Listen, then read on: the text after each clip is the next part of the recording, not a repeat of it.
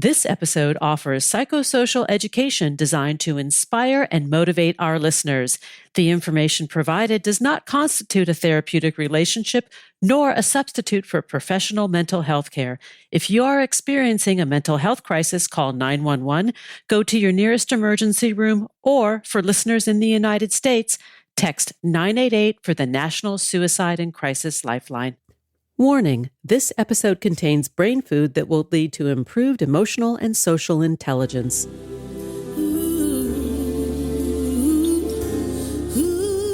Thanks for tuning in to Harvesting Happiness today for a healthy serving of consciously prepared brain food. This is Lisa Cypers Kamen, your host. Since 2010, we've been broadcasting sound ideas for better well-being. Each week, we spotlight diverse thinkers and doers who are contemporary trendsetters and change agents, devoting their lives to creating a better world. I invite you to listen and change how you think about human happiness. Our award-winning content is fresh, optimistic, and purpose-driven media that promotes well-being from the inside out. Good morning, good afternoon, and good evening, wherever you are. Thanks for joining me on today's show, where we are talking about fearless conversations and essential connections, an Indigenous perspective, with my guest, Tyson Yunkaporta. Tyson Yunkaporta is an academic, arts critic, researcher, and member of the Applech clan in far north Queensland. He is the author of Sand Talk, How Indigenous Thinking Can Save the World, winner of the Small Publishers Adult Book of the Year at the Australian Book Industry Awards, and the Ansari Institute's Rhonda and Sheriff Nasser Book Prize on Religion and the World, awarded to an author who explores global issues using Indigenous perspectives. He carves traditional tools and weapons and also works as a senior lecturer in Indigenous knowledges at Deakin University in Melbourne, Australia. Welcome, Tyson. Yo, happy. Happy. I'm so happy to have you with me today because you've written a book. You've written several books, but the one we're talking about today is Right Story, Wrong Story, How to Have Fearless Conversations in Hell. And many would argue we're in it right now, that we're in a form of hell right now. Yeah, harvesting misery. Harvesting misery around the world. Yeah. The dog has caught the car and doesn't know what to do with it. And well, let's see if we can make some sense of it, or how to have a humanistic approach to making these connections a little bit less scary. Oh, my goodness. Yeah. I mean, how do you do that? I mean, it's a very different book from my first book, Sand Talk, which was very hopeful. And, hey, talk to everybody and every point of view is valid kind of thing. And then where did that get us? It's a right story, wrong story. Yeah, it's having the fearless conversations, but, also being aware you've got a control for hard heads and flippity gibbets and bastards. That is the spectrum of human nature, really. Yeah. Probably since the beginning of humanity, right? Not everybody or everything is harmonious. Our way of doing collective sense making in our culture, which is pretty much, the human way, from the time before, the great civilizations and monotheisms of the world. Yeah, it is very different. We don't do debate. Debate is something that's used by bad actors, to use language tricks and fallacies in order to sort of push unspoken agendas. That's not actually about what you're talking about. And they tend to wreck the joint, these people. When we talk about Indigenous ways, though, and the difference between Indigenous cultures and how individualism is perceived and the collective good or the greater good or everybody caring for one another, it's a different structure than what we live in this modern Western society. Yeah, well, it's based in the law of the land, and the law in the land, you find not just here, but everywhere in the world, it's sort of, layered into the land as like a permanent ledger, as a permanent system of ways of being and, ways of governing and all the rest. That's the law of the land. And the serpents are the ones that keep that in there and tie it all together. And there is serpent law on every inhabited continent. It's there, and the knowledge keepers still keep that law. Yeah, we've been doing a lot of research into this and talking to people from all around the world. So I guess that one of the really solid ones that just keeps coming up everywhere and that reflects how we do things here in response to your question as well is, we had that Quechua story from Ecuador about Amaru, their big serpent there. Tell us more about that. Yeah, and very similar to how we do our collective and individual kind of economy here, but it's an accounting system basically of effort and value, and so they call the two principles Aini and Mashinti there, and it's very similar to what we have here and what the Irish law keepers have with the big worm stories in Ireland, and the Vikings with the world serpent, the Jormungur, or I can't remember how they say it, but everywhere in the world, in Africa, everywhere, same way. So like Aini is what you put in as an individual, and unfortunately, in this system of accounting, you can't make an investment and then sort of recoup that back with interest on top, which is your profits.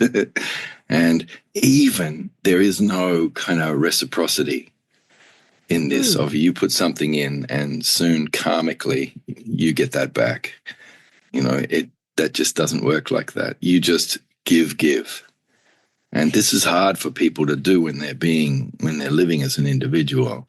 But when the other side of that accounting is Mashinti, which is that everybody is putting into the system, the big complex system, and this is what we call increase. Like we all have increase ceremonies, that we do for the law of the land. And, increase is about abundance. And so what happens in the aggregate when all the collective is putting in, then somehow the system produces more than what all of those outputs add up to. It's this weird accounting system there that's taken care of by the serpent law. And so what happens is that in the end, over the course of the lifetime of everybody living in that system, they actually accrue more benefit back than what they put in. They actually receive more energy than what they individually have put in at any time in that system. And I guess that is the struggle that humans have between autonomy and relatedness, individual and collective. Our world now puts that on a spectrum of opposing forces, collectivists and then individualists. Commune and capital, etc. And we're all supposed to be on a continuum there and choosing, what we are. But that's not how the law of the land works. And the law of the land, as it relates to our storytelling and the courage to have difficult conversations and help one another understand about really what you're saying is scarcity versus abundance as well. Yeah. That together we're better than individually. Yeah, that's it. That's it. But then, but there's this sort of wrong story in the world of this tragedy of the commons, this idea that inevitably, someone's going to start taking more than what they put in. Yeah. And so, you have to do that first in order to remain competitive. Otherwise, you'll be out-competed before everything gets destroyed and stripped away and ruined. So, you have to struggle against each other to come out on top. And that sort of competitive ethos and that terrible law is, it's pretty horrifying, scary. Well, it is scary, that's for sure. Yeah, And it creates an economy or a government or a culture that yeah, runs on fear and intimidation. mm, absolutely. And that's what I think we have a lot of right now. Yeah, exactly. But all of that, those power systems that have, promoted, rugged and rampant individualism and competition, but sort of dressed it up as merit and made all these arguments for it and won all these debates and then won all these elections and then started stripping any collective wealth or communal care, stripping that down for parts. This is all inspired by a sort of a culture of technocrats who have a very different serpent law. I don't know if you've heard of the thought experiment, Roko's basilisk. No, tell me. I'm Oh, intrigued. Please. well, the basilisk originally was a small serpent, that was horribly poisonous, in Greek mythology, but it was small enough to be killed by a weasel. But then the English got hold of that myth and they transformed it into this great thing that is nothing like any of the other serpents in the law. The British serpent is there to persecute outsiders, the oppressed, the enslaved, the masses. It kills them with a glance, turns them to stone like Medusa. Wow. But it does not. It's there on behalf of the worthy, the elite, the powerful.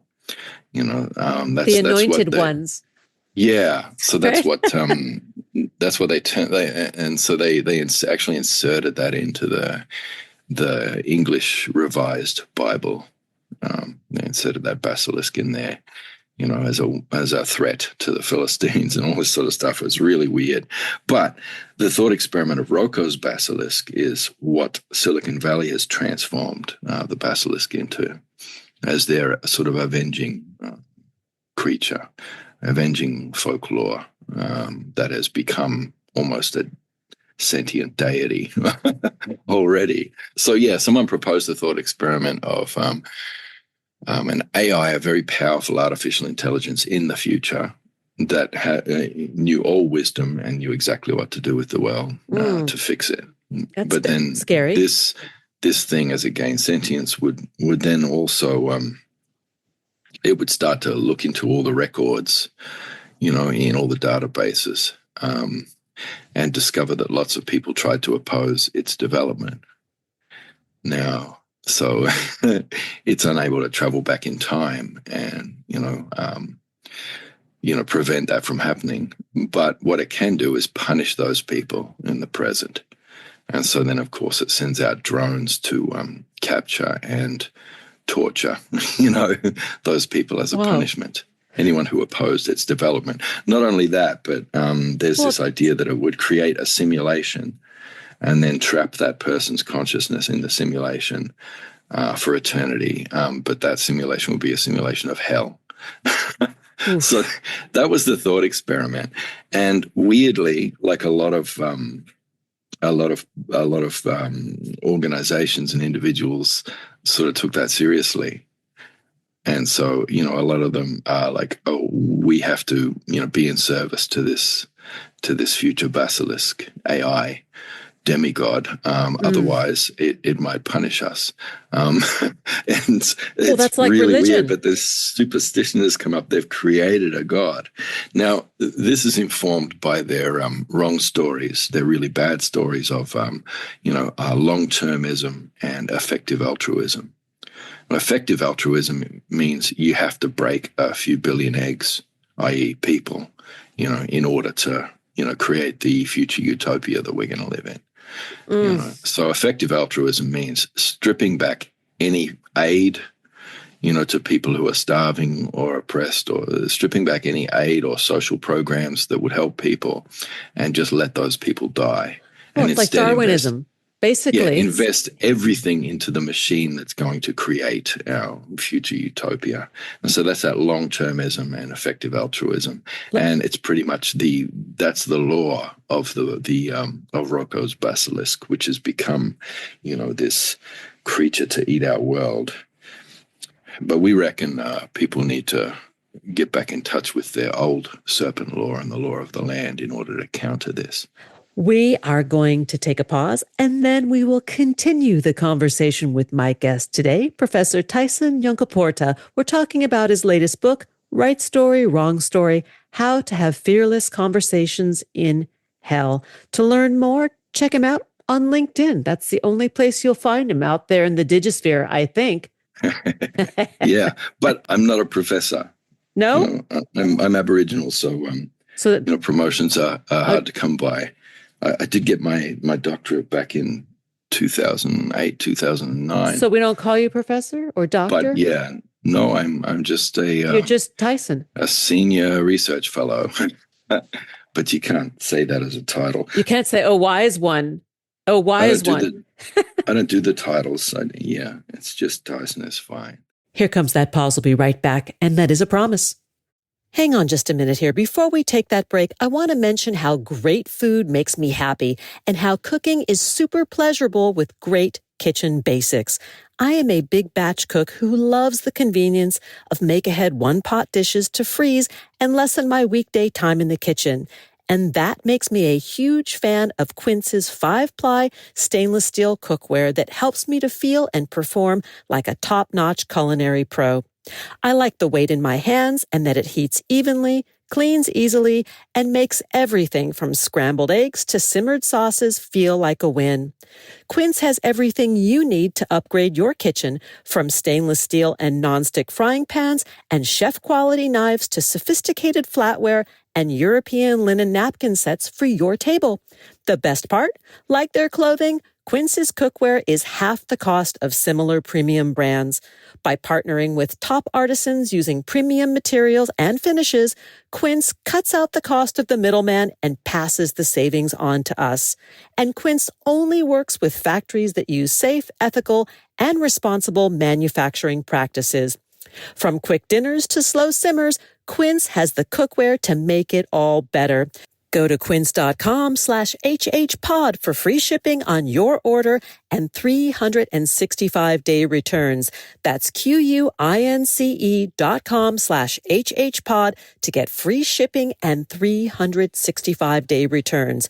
Quince.com/HHpod. Now let's take that pause. We'll be right back.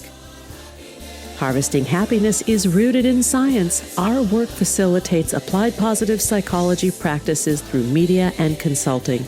We're committed to sound ideas for better well-being, leading to increased life satisfaction and a better world for everyone. We're not into pseudoscience or quick fixes. We're focused on common sense backed by rigorous research. Healthy critical thinking is the foundation for our discussions. We encourage you to challenge preconceptions and explore ideas with a curiously discerning mind. Collaboration with our guests is united by an inclusive vision to boost resilience, critical thinking, communication, and problem solving through civilized discourse and pleasurable relational engagement for everyone. Each day, we have the intellectual freedom to be happy or the liberty to be miserable, regardless of external circumstances. If you or someone you know is struggling with mental health, please seek support because good psychological health is vital to the achievement of a healthy and satisfying life. Visit harvestinghappiness.com for psychosocial and educational services that boost emotional and social intelligence. And we're back, continuing the conversation with my guest today, Tyson Yunkaporta. We're talking about fearless conversations and essential connections, an Indigenous perspective. Let's get back to it. Okay, Tyson, let's get back to the law of the land, because that's where I think you're saying we need to focus our attention, energy, and effort. Yeah.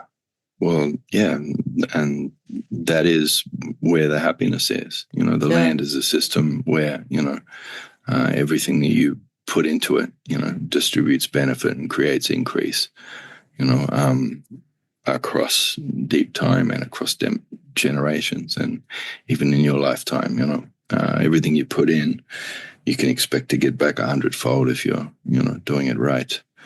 And how do you reach your students, and how does your research translate beyond just books to touch somebody, to make them see and or understand on a visceral level what you mean by the law of the land? Mother Nature, she always wins, that's for sure. Yeah. Yeah. Well, you have to do a lot of research translation, for those things, because academics can read your work, but normal people won't. So you have to do lots of research translation. Bits of media like this is good, but then also through art, music, things like this, you do need to, be producing, things that people can interact with viscerally and, and feel their way into the, into your messages. But then, there has to be community action as well on the ground, and you need to be translating these things into projects all the time, and then networking all of those together. Yeah. And give some examples of ways in which we can do that. People who are not familiar with your work, who are just coming into this space saying, okay, this is curious. I'm interested in this, but how?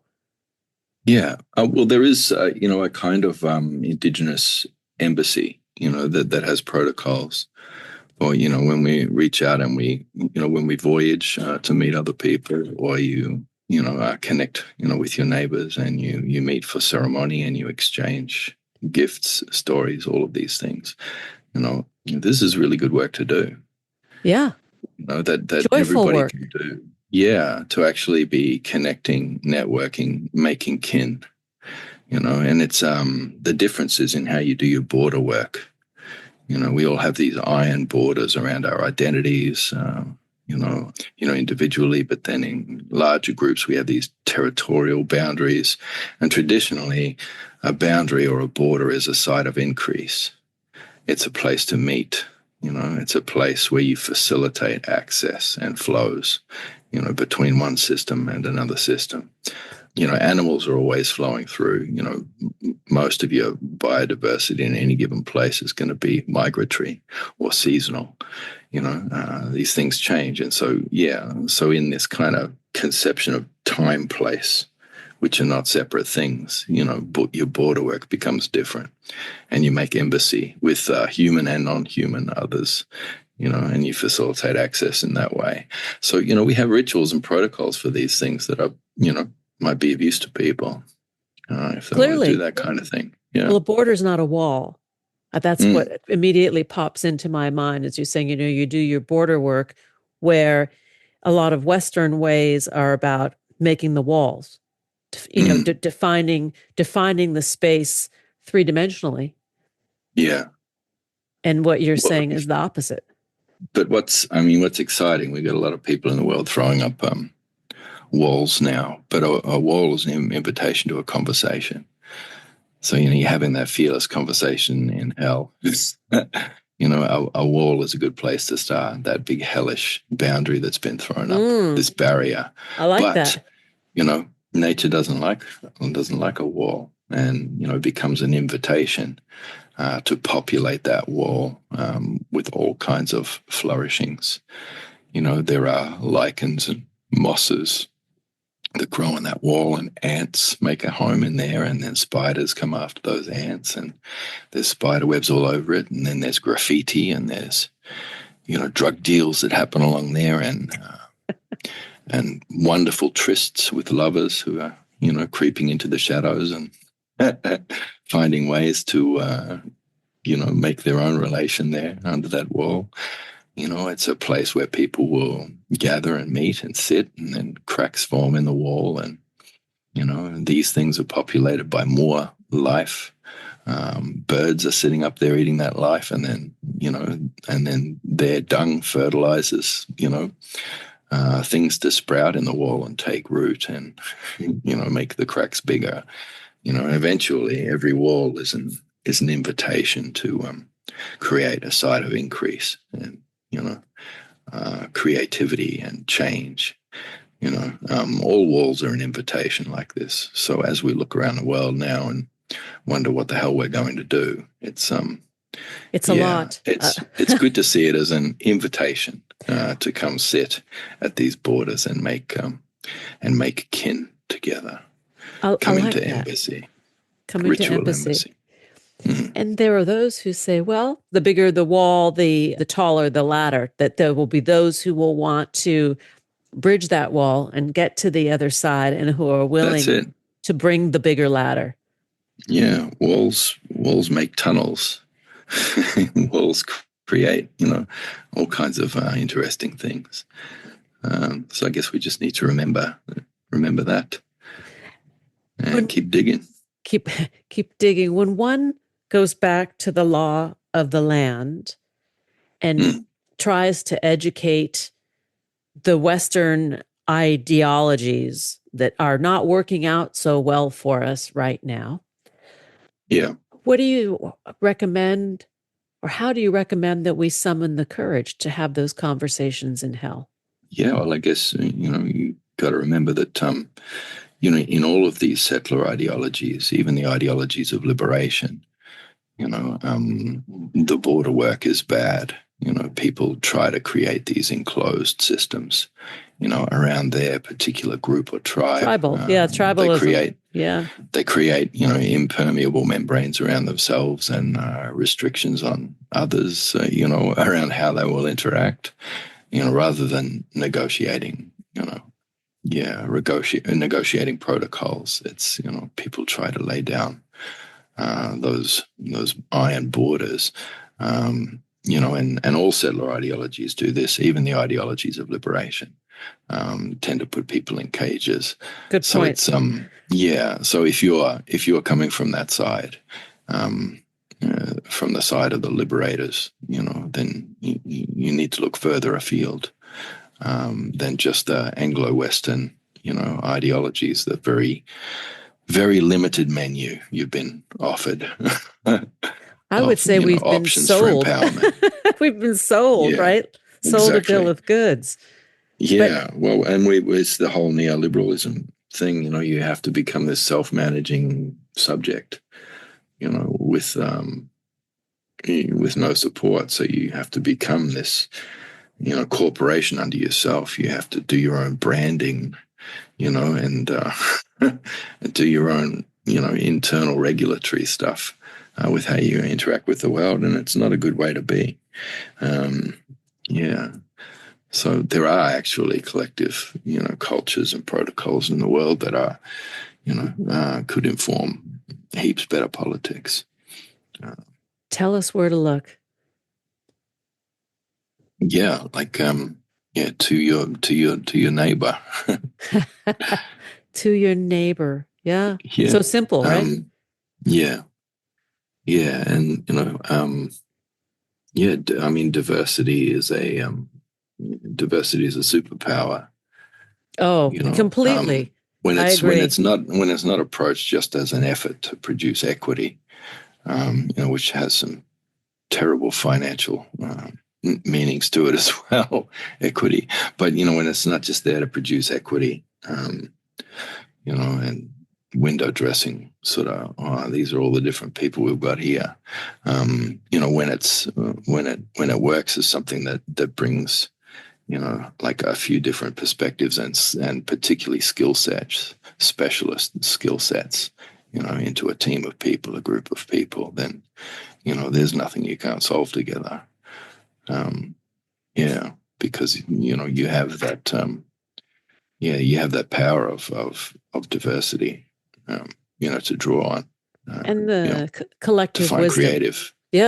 Problem solving. Creative solutions. Effort. But when people are just bringing their unique perspective to the table and wanting that to outcompete the others,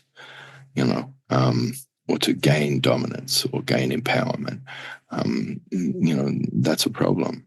And it tends to decrease diversity, like actual useful diversity. As you're speaking about this, I think about the call to think globally, right? To think wider, but to act locally, Like what I think I'm hearing you say is that you turn to your neighbor right and left and across the street and get to know that person and create a sense of communal responsibility and action. Yeah, that's it. In a very quiet way. Yeah. It's a quiet call, I think, is what I'm hearing from you, unless you tell me differently. Quiet joy, isn't that? Quiet joy. Yeah. And that's the perfect spot. I think that's it. That's it. That's it. Like time's up. Time's up, everybody. Time's up. Well, you told me the time is up, so I'm telling you the time is up. You're telling me what time it is. That's the law of the clock. Yeah. We all under that. Let me give a little plug anyways. We've been talking with Tyson Yunkaporta about right story, wrong story, how to have fearless conversations in hell. Find him on LinkedIn. He's in a very, very few spaces on the internet, but you can find him there. Yeah, I have to do that for work. But otherwise, social media, no. I get it. Thank you. And I never read the comments. Yay. Thank you. Thank you. Take good care. Thanks for sharing part of your day. Bye. Thank you. Bye-bye. Thanks for joining us on Harvesting Happiness today. This is Lisa Cypers Kamen on behalf of my guest, Tyson Yunkaporta, wishing you kind thoughts, kinder words, and the kindest of actions. Until next time, remember, happiness is an inside job. Happiness is your inside job. Please go out and rock your day and remember to be kind to one another. Want to explore more sound ideas for better well-being? Check out our new bonus edition content at More Mental Fitness by Harvesting Happiness on Substack and Medium. Subscribe, listen, and share hundreds of downloadable episodes wherever you get your podcasts. Connect with and follow us on most social media channels. To learn more about lifestyle management and mental fitness consulting services, please visit harvestinghappiness.com. Harvesting Happiness and More Mental Fitness are produced by Lisa Cypers Kamen, Andrea Mengele, Robin Boyd, Andrea Daly, and the excellent team at Podfly Productions, including Eric Begay, Kimberly Beck, and Alec Guess, in collaboration with TogiNet Radio, KBUU, RadioMalibu.net, and is available on PRX, the Public Radio Exchange.